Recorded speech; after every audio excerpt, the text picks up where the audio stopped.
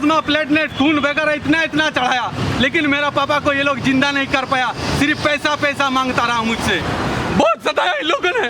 हम लोग के साथ बहुत नाइंसाफी हो हम लोग के साथ। मेरा पापा मुझे बहुत प्यार करता था और मेरा पापा नहीं रहा।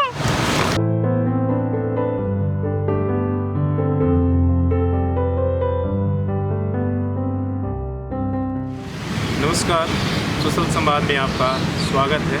हालांकि ये मौका नहीं है स्वागत करने का, लेकिन औपचारिकता निभाने के लिए हमने ज़रूर कर दिया। कोरोना का संकट काल चल रहा है, आम आदमी कितना परेशान है इसका अंदाज़ा आप सब लगा सकते हैं। लेकिन इन मुश्किलों में, इस संकट में भी कुछ लोगों ने किस तरीके से अवसर बना लिया है। जो प्रधानमंत्री ने बोला था आपदा में अवसर, उसको उलट ही किस तरीके से लोगों ने बना लिया है। इंसानियत और मानवता ये सब सिर्फ कहने के लिए है।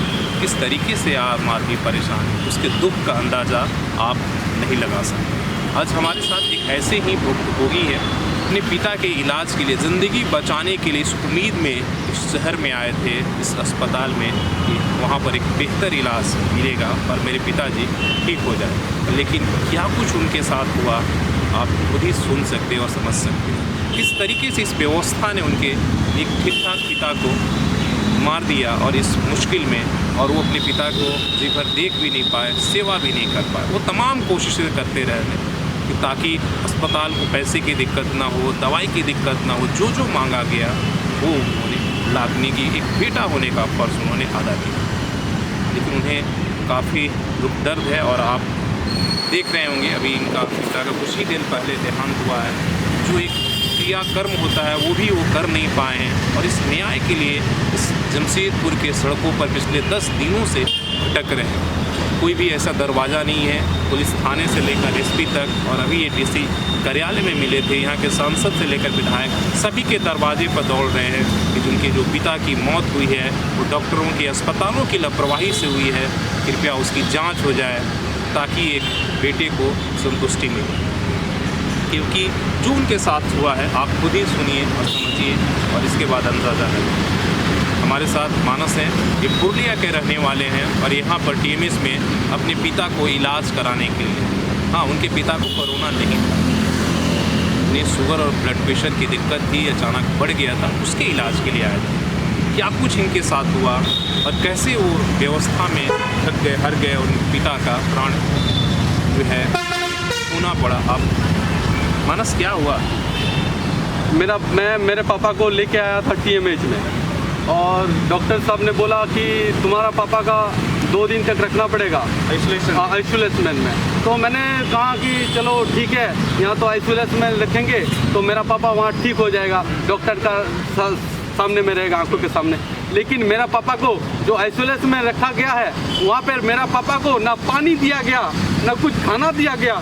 मेरा पापा वहाँ पानी के लिए तड़पता रहा, लेकिन मेरा पापा को प्यासा रखा गया वहाँ पर।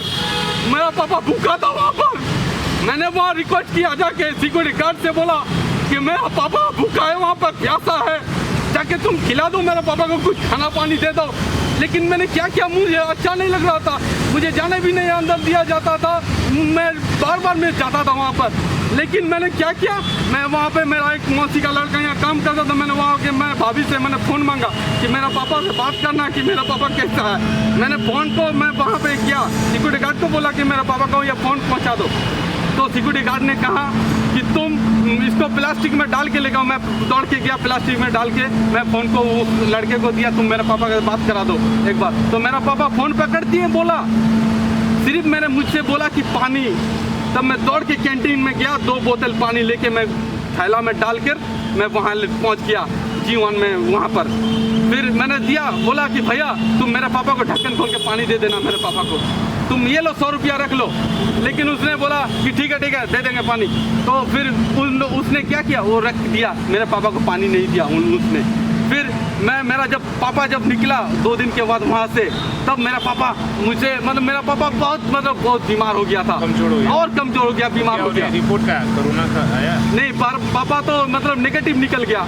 हमने बोला कि हम लोग पुरुलिया से आए हैं, वहाँ का डॉक्टर ने चेक किया, मेरा पापा कोई कोरोना वोरोना मेरा पापा का नहीं है।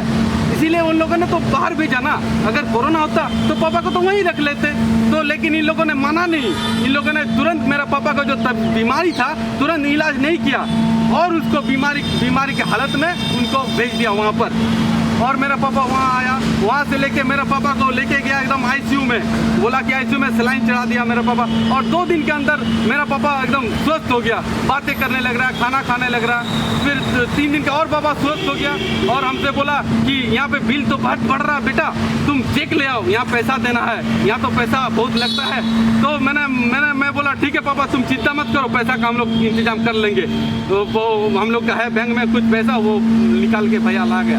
तो पापा से हम लोग बात किया, मम्मी से बात किया। फिर अचानक मम्मी वहाँ पे थी और अचानक से मेरे पापा को मतलब दिक्कत होने लगा ऑक्सीजन का। फिर उन लोगों ने पापा को एकदम डायरेक्ट से एचडीयू में भेज दिया और वेंटिलेशन डाल दिया पापा के गले में। फिर वेंटिलेशन डालने के बाद पापा को वेंटिलेशन में डालने के बाद 2 दिन के बाद शायद मेरे पापा को एकदम डायरेक्ट लेके गया और ऑपरेशन कर दिया मेरा पापा का। तो बताया नहीं क्या चीज़ का ऑपरेशन? आप लोगों को क्या साथ में नहीं जा रहे थे? हम लोग साथ में वहीं पे आए थे, 24 घंटे रात दिन तक मैं वहीं पे बैठा था। लेकिन एक बार भी हमको डॉक्टर साहब ने नहीं बोला कि तुम्हारा पापा का असलियत में बीमारी क्या है। हम तो बार बार डॉक्टर साहब से यही जानना चाहते थे कि क्या हुआ मेरे पापा का, लेकिन ये लोग ना हमको बताते ही नहीं थे कि मेरा पापा का क्या बीमारी हुआ। मैंने क्या नहीं लाया मेरे पापा के लिए, खून, दवाई, क्या नहीं लाया। ये देखिए इतना मेरे पापा के लिए ब्लड, प्लाज्मा, प्लेटलेट इतना मुझे ला दिया। कि क्या हुआ कि प्लाज्मा और प्लेटलेट मांगा जा रहा है? मुझे एक रात मेरा 14 तारीख को डॉक्टर मतलब नर्स ने मुझे पकड़ा दिया कि बोला जाओ ये लेके आओ। 10 प्लेटलेट था और 4 प्लाज्मा था और मैं पहले भी बहुत सारा दे चुका था। मैं मतलब ब्लड बैंक में मैं बैठा ही रहता था, सुबह से मतलब ब्लड के लिए मैं यहाँ वहाँ मतलब जाता था और मैं वहाँ कुछ ना कुछ करके इंतजाम करके या इसको फ़ोन करके इसका करके मैं किसी तरह से मैं पापा के लिए मैं जुगाड़ कर देता था। और क्या हुआ, मैं उस रात को मेरा पापा तो वहाँ ठीक नहीं हो रहा था, तो हम लोगों ने सोचा कि मैंने भैया से बात भी किया था कि भैया तुम यहाँ तो पापा तो कुछ हमको बता नहीं रहा या क्या हो रहा क्या नहीं, तो हम लोग पापा को ना रिम्स में लेके चले जाएंगे सुबह छुट्टी करा के। हमने बात किया था रात को और उस रात को हम जब हॉस्पिटल में गए तब जब नर्स हमको बुलाया तो मुझे एक पकड़ा दिया कि तुम्हारा पापा का ब्लड में ऐसा कमी है, तुम जाके ये ले आओ। तो मेरे पास पैसा कुछ कम था, तो फिर मैंने वहाँ का एक लड़का था, मैं उसके उधार लेके 100 रुपया लेके और मैं किसी तरह मतलब पैसा जुगाड़ करके मैं चला गया वहाँ पे ब्लड बैंक में। और ब्लड बैंक में मुझे मैंने जब जो स्लिप दिया ना तो उसने बोला कि इतना लिख दिया, तुमको तो इतना नहीं लगेगा, तुम इतना 6 ले जाओ। लेकिन मेरा पापा का इतना क्यों चढ़ा रहा था? जब शरीर का नस इतना है तो उसमें तो उतना ही घुसेगा ना। आप उसमें अगर ज़्यादा दीजिएगा तो आदमी तो नहीं जिएगा ना। जो भी है, आपने ये उस अस्पताल की कहानी है। कोई सरकारी अस्पतालों का तो अपने वीडियो वायरल जरूर ही देखा होगा, लेकिन ये वो अस्पताल जो अपने आप को बेहतर फैसिलिटी देने का दावा करती है। और आपने देखा होगा कि इस कोरोना काल में 3 जांच हुए इस अस्पताल की, जिला की तरफ से जो केंद्रीय टीम आई थी और WHO ने, सब ने बोला है कि बहुत ही बेहतर फैसिलिटी है। लेकिन मरीजों के साथ क्या हो रहा है होगी है, मैं नहीं कह रहा हूँ, आपने खुद ही सुना इनका दर्द, किस तरीके से उन लोगों के साथ बर्ताव हुआ, उसको आप अंदाज़ा नहीं लगा सकते। जो उस बेटे ने अपने पिता को खो दिया और उसे पता भी नहीं चला कि क्या बीमारी है। उसे स्वस्थ लेकर आया था कि ब्लड प्रेशर और शुगर की कमी है, चाहे बढ़ गया है, लेकिन यहाँ आने के बाद उसे पता ही नहीं चला। ऑपरेशन भी हो गया, वेंटिलेटर पे भी चले गए और ये बस प्लाज्मा, ब्लड और पैसे की जुगाड़ करने में लगा रहा हम भैया। और मुझे डॉक्टर जो है ना वहाँ पर मुझे बुलाया गया और बोल के बोला कि आपका पापा का इतना बिल हुआ है, आप लोग क्या करते हो बताइए। तो हम लोग तो बोला कि अभी तो कोरोना काल में हम लोग को तो पैसा वैसा नहीं है, काम वाम ऐसे ही छूट गया। तो बोला कि हम लोग को जानने की कोशिश कर रहा। तो हम लोगों ने बोला कि हम लोग मैडम हम लोग को 1 दिन का मोहलत दे दीजिए, हम लोग पैसा ला के दे देंगे आप लोग का यहाँ पर। तो मैडम ने बोला कि ठीक है, तो हम सुनेंगे नहीं। हमको बहुत बड़ा आग करके हमको धमकाया मैडम ने। फिर हम पैसा नहीं था, मम्मी को हमने फ़ोन किया वहाँ पे, मम्मी पैसा का इंतजाम करो जल्दी। और फिर हमको फिर उस दूसरे दिन बाद हम उस टाइम पैसा नहीं दे पाए, क्योंकि वहाँ पे मतलब बैंक में मतलब दिक्कत चल रहा था। हम लोग का MIS का कुछ पैसा था, वो भी मम्मी निकाल रही थी कि उसको मतलब निकाल के हम लोग दे देंगे यहाँ पर। फिर मुझे एक जो मैडम था, वो जो मेरा पापा का शायद इलाज के लिए, हमको उतना पता नहीं, हमको बुलाया, हमको बोल के बोला कि और 3 लाख आपका पापा का खर्चा होगा। नहीं और पेट में फाड़ना पड़ेगा, आपका पापा का पाइप डालना पड़ेगा।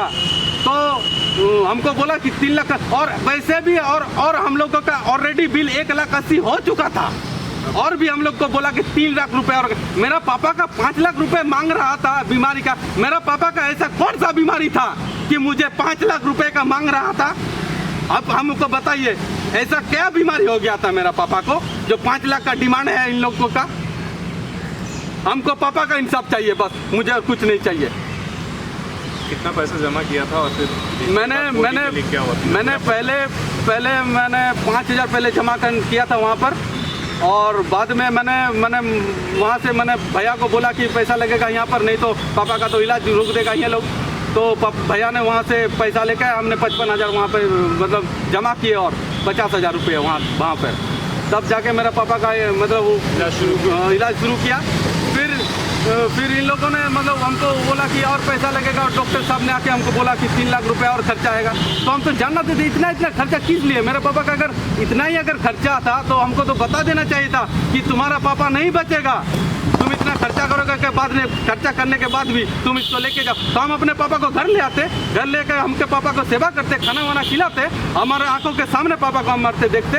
इन लोग तो मार दिया, हमको फ़ोन करके बोला कि तुम आ जाओ। इतना दिन से हम वहाँ पे खड़ा था, कभी इन लोगों ने हमको फ़ोन नहीं किया। कभी मुझे डॉक्टर साहब को तो मुझको बताना चाहिए था कि आपका पापा का ये बीमारी है, इतना दिन लगेगा ठीक होने में, इतना टाइम लग सकता है। लेकिन इन लोगों ने, कोई डॉक्टर ने मेरे साथ कुछ बात भी नहीं किया, और मैं वहाँ पे घंटा 1.5 घंटा रात दिन मैं वहीं पे था खड़ा। मैं वहीं पे सोता था, मैदान में बैठता था, फिर जाके मैं वहीं पे चला जाता था पापा के सामने वेटिंग रूम में। क्या तुम्हें 1,80,000 रुपये जमा करने पड़े? कैसे फिर तो रिलीज किया बॉडी को? ये लोग, मेरा तो पापा का तो बॉडी नहीं देगा, पैसा नहीं क्लियर करेंगे तो मेरा मम्मी वहाँ से एमआईएस तोड़ के, वहाँ पे एमआईएस तोड़ के हम भैया पैसा लेके आया यहाँ पर। फिर हम लोगों ने भी पैसा दिया, फिर हम लोग को जाके ये लोगों ने हम लोग के पापा का बॉडी दिया।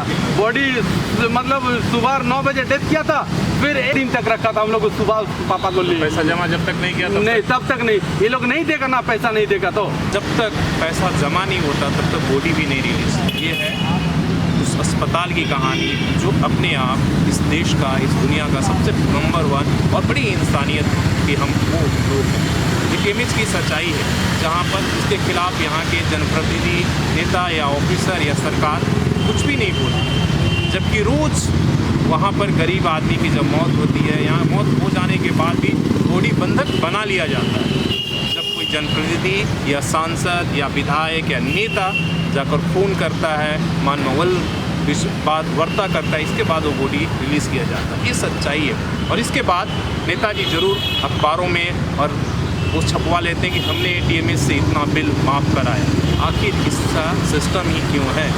आप 100 लोगों में किसी एक गरीब का बिल माफ़ करवा कर आप इतने ढिंढोरा क्यों पीटते हैं? क्या आपको पता नहीं कि सच्चाई क्या है? कैसे वहाँ पर लोग पैसे के अभाव में दम तोड़ देते हैं और उनकी बॉडी को बंधक बना लिया जाता है। लेकिन जब भी जांच रिपोर्ट होती है, कोई ना कोई बहाने बनाकर उसे जो है रफ़ा दफ़ा कर दिया जाता है।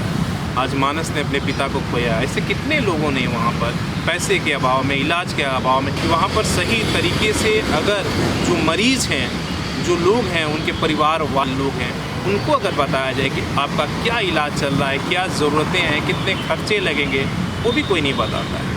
आखिर इस सिस्टम में सुधार कब आए? फैसला आप ही करिए। ऐसे बहुत सारे मानस एग्जाम्पल है, ऐसे बहुत सारे लोग हैं जिनकी ये शिकायतें हैं, जिन्होंने दम तोड़ा है, जिन्हें पर गलत इलाज का उनका कहना है कि हम तो स्वस्थ ही थे लेकिन इलाज ठीक से नहीं हुआ और दम तोड़ दिया। अपने सहयोगी आशीष के साथ शशि भूषण।